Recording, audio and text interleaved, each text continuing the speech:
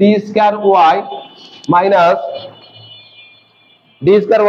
Three D Y plus 2y equal 0।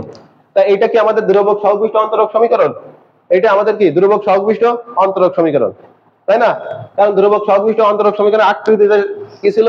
আমাদের ছিল দেখো a not d to the power n a n minus 1 d to the power n minus 1 plus dot dot dot dot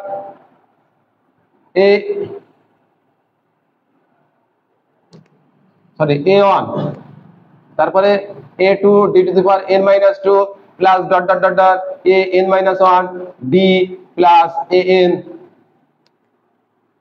কি লিখলাম এর পাশে সরাই লিখতে হবে plus dot dot dot dot a n minus 1 d plus a n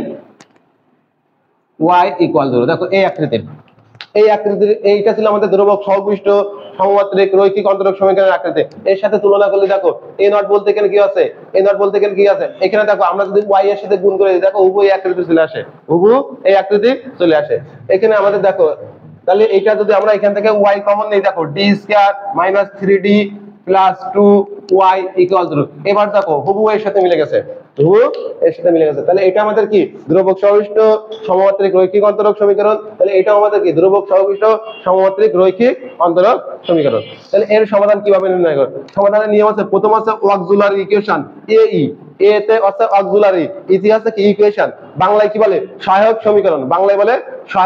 সমীকরণ, এটা নেওয়ার সূত্র কি, এটা নেওয়ার নিয়ম কি?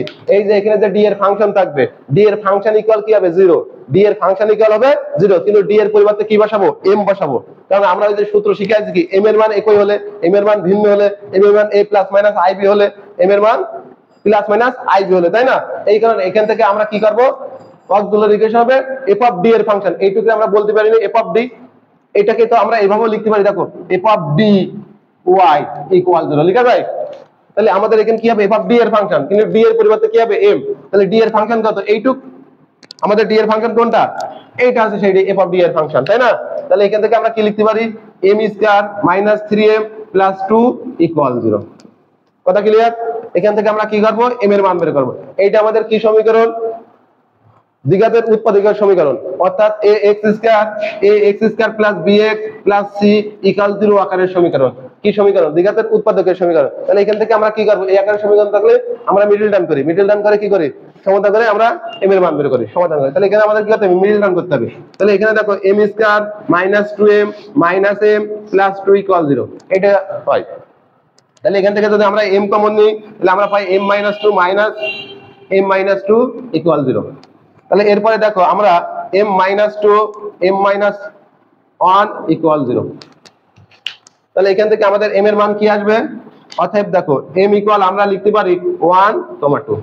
তাহলে m এর মান কি হলো, আমাদের m এর মান কি হয়েছে ভিন্ন, m এর মান কোন ফরম্যাটে আছে ভিন্ন।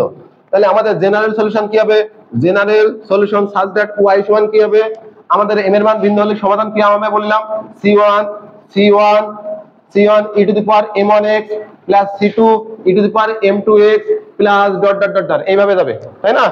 তাহলে এখানে আমাদের সমাধান কি হবে c1 e to the power m1 বলতে তুমি 1 ধরতে পারো 2 ধরতে পারো, যে কোনো একটারে m1 ধরলেই হয়। তাহলে আমরা 1 ধরলেই 1x plus c2 e to the power 2x।